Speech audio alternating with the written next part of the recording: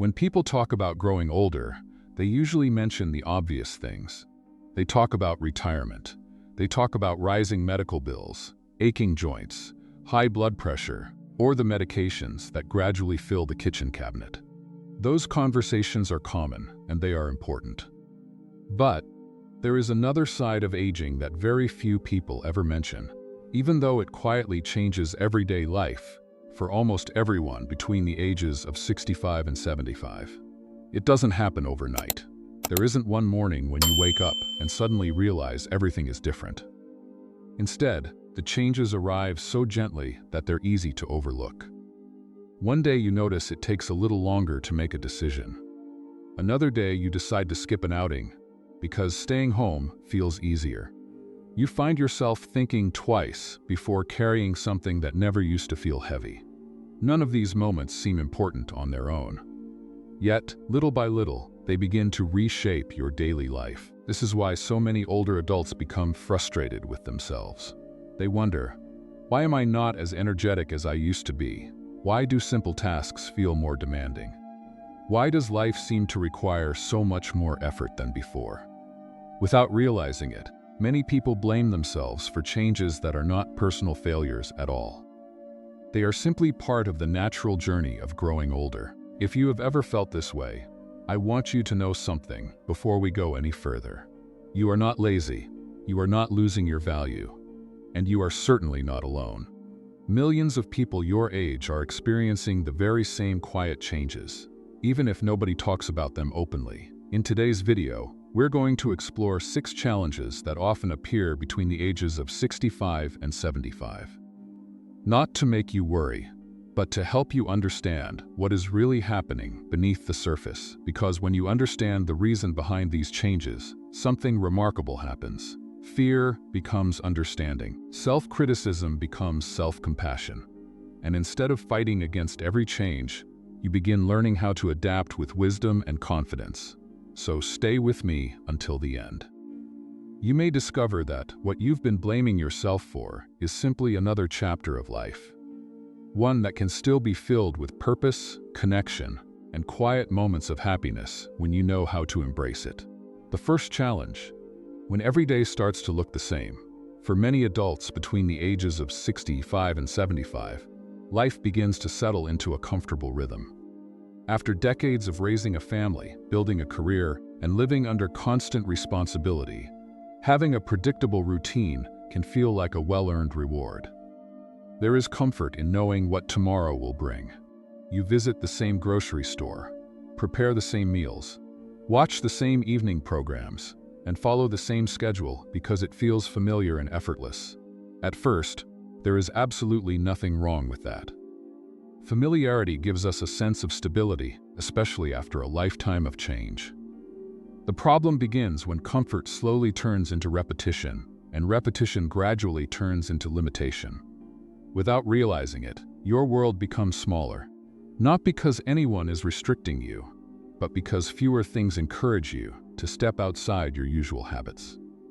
You may find yourself taking the same route every time you leave the house, sitting in the same chair every afternoon, ordering the same meal whenever you eat out, or filling your days with activities that rarely change. Weeks begin to blend together. Then months pass, and it becomes difficult to remember what made one day different from another. A retired school teacher once shared something that deeply resonated with me. She said, "Sometimes I open my photo gallery, and the only way I know whether a picture was taken last Tuesday or 3 weeks ago is by looking at the date." Nothing dramatic had happened to her. She wasn't struggling with serious memory problems.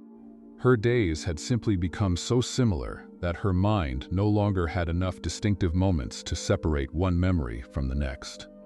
That experience tells us something important about how the brain works. Our minds naturally pay attention to what is new. They remember unexpected conversations, unfamiliar places, fresh experiences, and small moments of discovery. Those experiences create mental landmarks that help us organize our memories. But when each day follows nearly the same pattern, the brain has fewer reasons to mark one day as different from another. This is why some older adults begin believing that their memory is failing much faster than it actually is. In many cases, the issue isn't only aging. It's that the brain has stopped receiving enough novelty to stay fully engaged.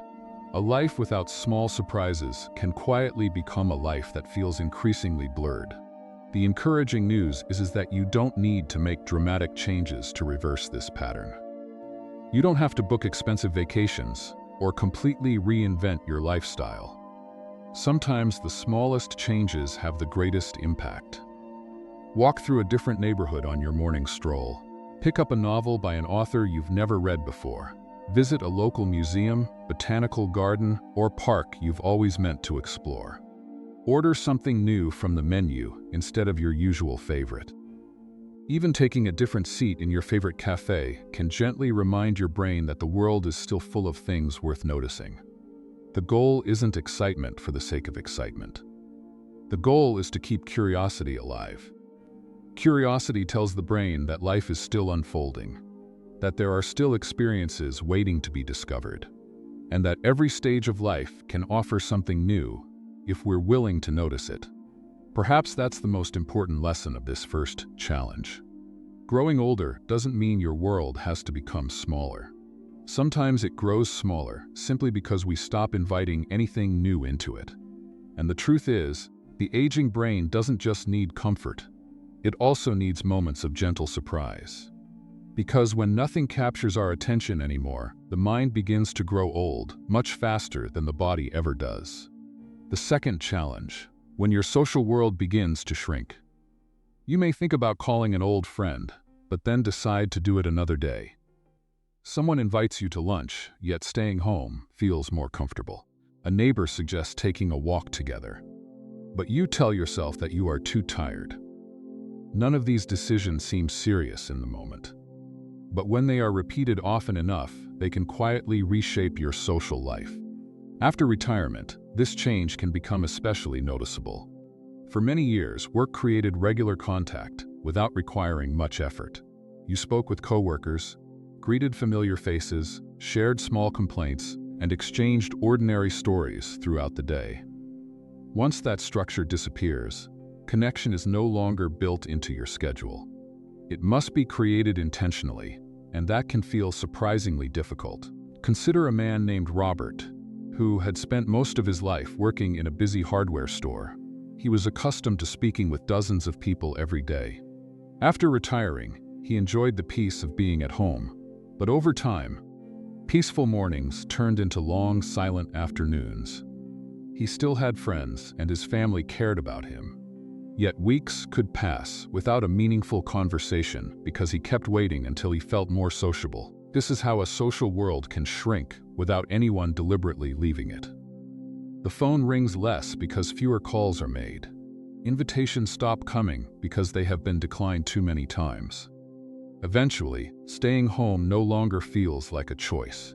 It begins to feel like the only familiar option. There is an important difference, however, between solitude and loneliness. Solitude can be deeply restorative. It is the quiet pleasure of reading by a window, gardening alone, or enjoying a cup of tea without needing conversation. In solitude, you feel peaceful in your own company. Loneliness feels very different. It creates a sense of disconnection, as though life is continuing somewhere else, and you are no longer fully part of it. The danger is not spending time alone. The danger is losing the habit of returning to other people. Human connection is much like movement. When it is neglected for too long, it begins to feel more difficult than it really is. The solution does not require a crowded calendar or a large circle of friends. Small, repeated interactions can be enough to keep your social instincts alive. Say a few words to the neighbor watering the garden. Greet the cashier instead of looking down at your wallet. Call someone you have not spoken to in several weeks. Walk through a local park where familiar faces are likely to appear. Accept one invitation, even when your first instinct is to stay home. These moments may seem too small to matter, but they remind you that you still belong to the world around you. A short conversation can lift the mood for the rest of the day. A simple greeting can slowly become a friendship. One walk with another person can make the next outing feel easier. The most important lesson is not to wait until you feel motivated. At this stage of life, action often has to come first. You make the call before you feel talkative. You put on your shoes before you feel eager to leave the house. You begin the conversation before you feel fully comfortable. The third challenge: learning to accept help. For many people who grew up in a different generation, asking for help has never felt comfortable. Independence was something to be proud of. You solved your own problems, carried your own burdens, and did your best not to inconvenience anyone else. Whether you were raising children, caring for aging parents, or working long hours to support your family, you learned that strength meant handling life on your own. That belief can serve you well for many years. But somewhere later in life, it can quietly become one of the greatest obstacles to aging well. Many older adults continue doing everything themselves, long after everyday tasks have become difficult. They carry heavy shopping bags, even when their shoulders ache. They climb stools to reach high shelves despite feeling unsteady. They insist on driving in situations that make them anxious. Not because they enjoy the struggle, but because accepting help feels, in some way, like admitting defeat. I remember meeting a gentleman named Harold at a community center several years ago. He had always been the person everyone relied on. Throughout his career, he repaired machinery, fixed broken fences for his neighbors, and rarely asked anyone for a favor.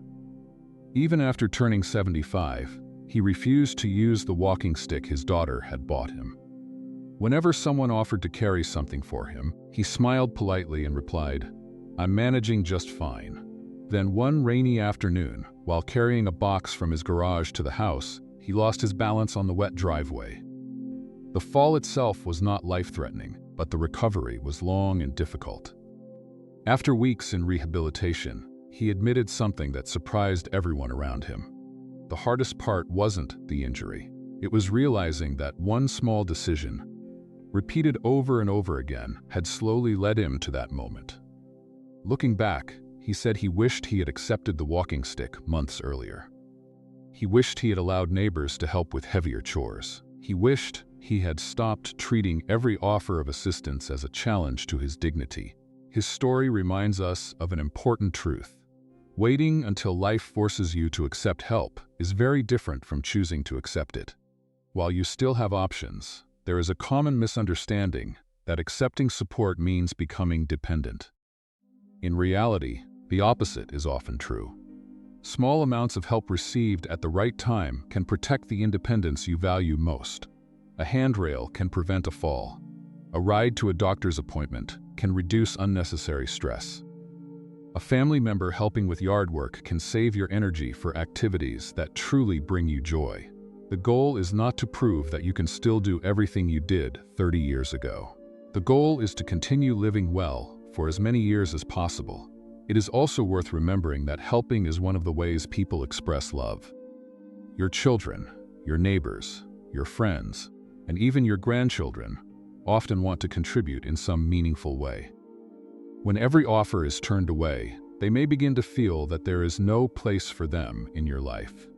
Allowing someone to help does not make you a burden. It allows your relationships to grow in a new direction. One built not only on giving, but also on receiving with grace. Perhaps real strength in later life is not measured by how much you can carry alone. Perhaps it is measured by the wisdom to recognize when sharing the weight allows you to keep walking farther, because accepting help is not surrender. It is a thoughtful decision to protect your health, preserve your independence, and give the people who care about you the opportunity to show that love in a practical way. The fourth challenge: when your body begins to hesitate. One of the most surprising changes that many people experience between the ages of 65 and 75 is that the body doesn't suddenly become weak. More often, it becomes uncertain. That uncertainty is easy to overlook because it doesn't announce itself with pain or illness. Instead, it appears in small pauses that were never there before. You stand up from your favorite chair and hesitate for just a second before taking the first step. You stop at the bottom of a staircase and instinctively reach for the handrail. You look at a heavy box and quietly wonder whether it's really worth carrying it yourself. These moments may seem insignificant, but they reveal something important. The body is not necessarily telling you, "I can't." It is beginning to ask, "Should I?" As those questions become more frequent, many older adults naturally start avoiding certain movements. They choose the elevator instead of the stairs. They ask someone else to reach the top shelf. They shorten their daily walks. They spend a little more time sitting because it simply feels easier than getting up again. At first, these choices seem harmless. After all, everyone deserves to rest. But when avoiding movement slowly becomes a habit, the body begins to adapt to doing less. I once met a woman named Margaret who had always enjoyed tending the flowers around her home. Every morning, she spent nearly an hour watering plants, pulling weeds, and trimming small bushes. One winter, after slipping slightly on an icy path, she became much more cautious. Although she wasn't seriously injured, the experience stayed with her. She gradually stopped working in the garden. Then, she began skipping her afternoon walks because she worried about losing her balance again. Within a year, she noticed something unexpected. The activities that had once felt effortless now seemed exhausting. It wasn't because her body had suddenly aged overnight. It was because months of reduced movement had quietly weakened the muscles that once kept her confident. This is one of the hidden cycles of aging. We move less because we feel uncertain. Moving less causes the muscles to become weaker. As the muscles weaken, everyday tasks begin to feel more difficult. That difficulty creates even more hesitation. And, before long, the cycle repeats itself. The encouraging news is that this cycle can often be interrupted with surprisingly simple habits. You do not need intense workouts or complicated exercise programs. In fact, many older adults benefit far more from consistency than intensity. A comfortable walk around the neighborhood each morning, stretching gently after waking up, taking the stairs when it feels safe, standing up and moving around every hour instead of remaining seated for long periods. These small actions may not seem impressive, but together they remind the body that movement is still part of everyday life. The goal is not to move faster than everyone else. It is to keep moving often enough that your body never forgets how. Some days you may only feel like walking for 10 minutes. That's perfectly fine. Tomorrow it might become 12. The important thing is not how far you go on any single day. It is returning again the next day, and the day after that.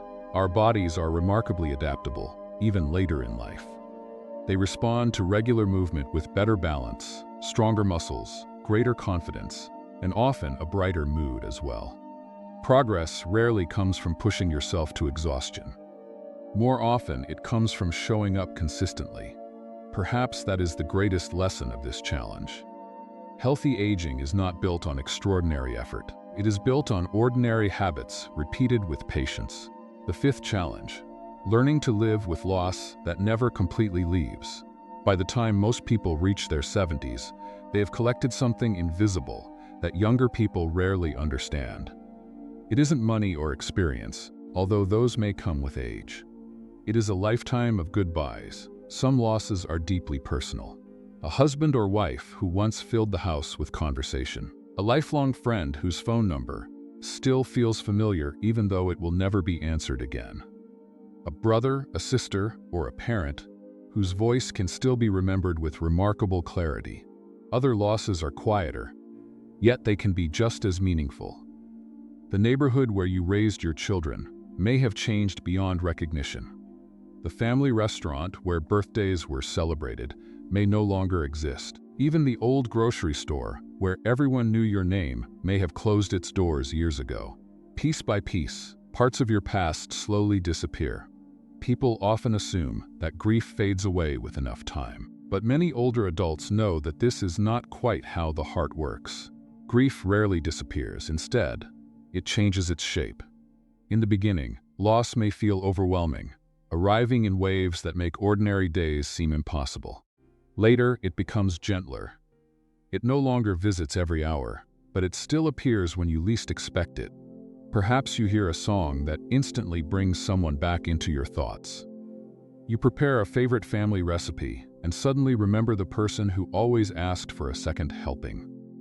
You walk past a park bench where you once shared long conversations, and for a brief moment it feels as though the years have folded in on themselves. These moments are not signs that you are failing to move forward. They are reminders that love leaves lasting impressions. The heart does not simply erase people who mattered. I once spoke with a woman named Eleanor who lost her husband after nearly 50 years of marriage. She told me that every Sunday morning she still made 2 cups of coffee before realizing she only needed 1. At first, that habit made her cry. She wondered why she couldn't seem to let go. Then one day, her granddaughter asked her to tell stories about her grandfather. What began as a few simple memories turned into an afternoon filled with laughter. They talked about family vacations, silly mistakes, old traditions, and the little habits that had once made everyone smile. When she finished, Eleanor quietly said something beautiful. I realized I wasn't keeping him alive by refusing to smile. I was keeping him alive every time I shared who he was. Instead of trying to push painful memories away, she began making room for them. She looked through old photographs without feeling guilty. She spoke the names of people she missed instead of avoiding them.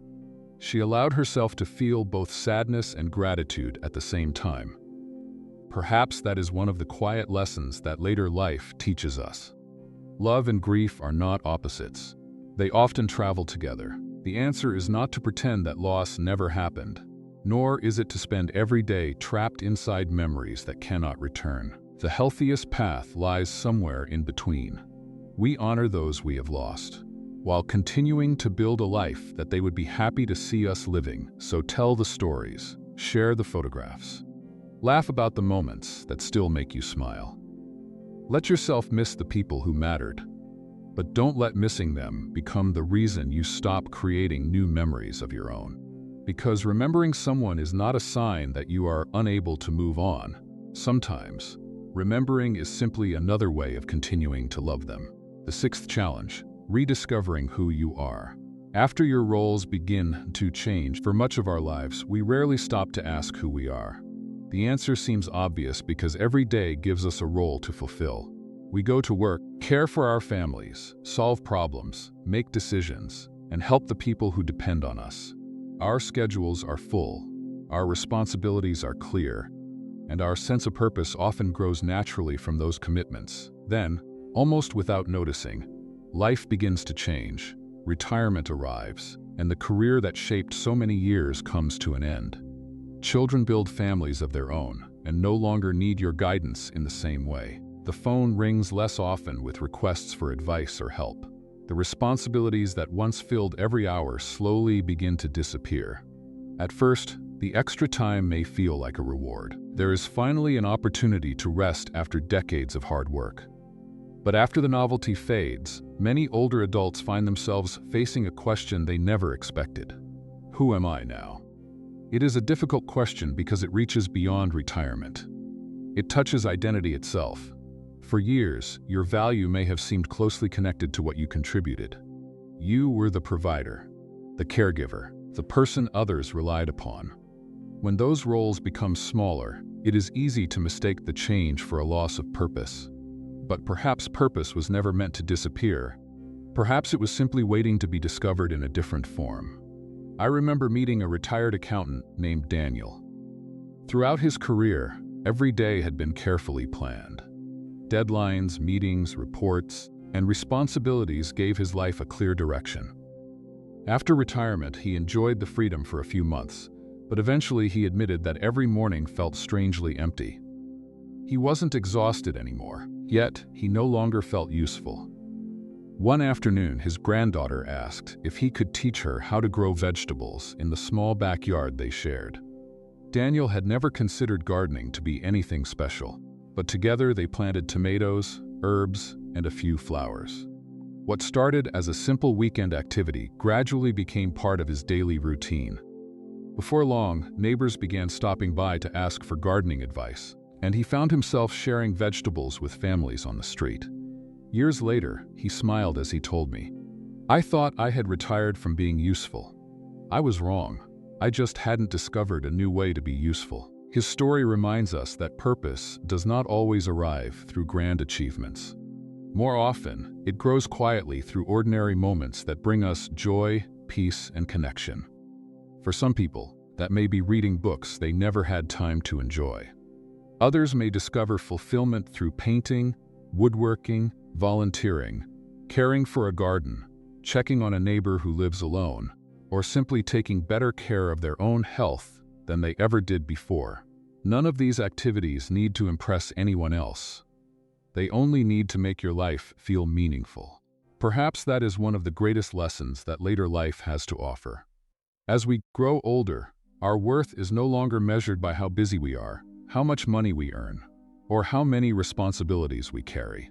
It is measured by something far quieter, by our presence, by the peace we bring to ourselves and to others, by our ability to appreciate an ordinary afternoon, a meaningful conversation, or a beautiful sunrise without feeling the need to accomplish something first. As we come to the end of our time together, I hope you'll remember one simple truth. Growing older does not mean life becomes less meaningful. It simply asks us to live a little differently, with more patience, more kindness toward ourselves, and a greater appreciation for the small moments that make each day worthwhile. If you're somewhere between 65 and 75, or even beyond, I hope today's conversation reminds you that you are not falling behind. Many of the changes you've experienced are not signs of failure. They are simply part of being human. And with understanding comes the ability to adapt, to keep growing, and to continue finding joy in this new chapter of life. If this video spoke to your heart, I'd love to hear from you. Which of these 6 challenges feels most familiar to you? Share your thoughts in the comments below. Your story may encourage someone else who needs to know they are not alone. And if you enjoy thoughtful conversations like this, please consider subscribing and joining us for more videos about healthy aging, emotional well-being, and living with purpose in the years ahead. Until next time, take good care of yourself, be gentle with your heart, and remember that every new day is still an opportunity to live well.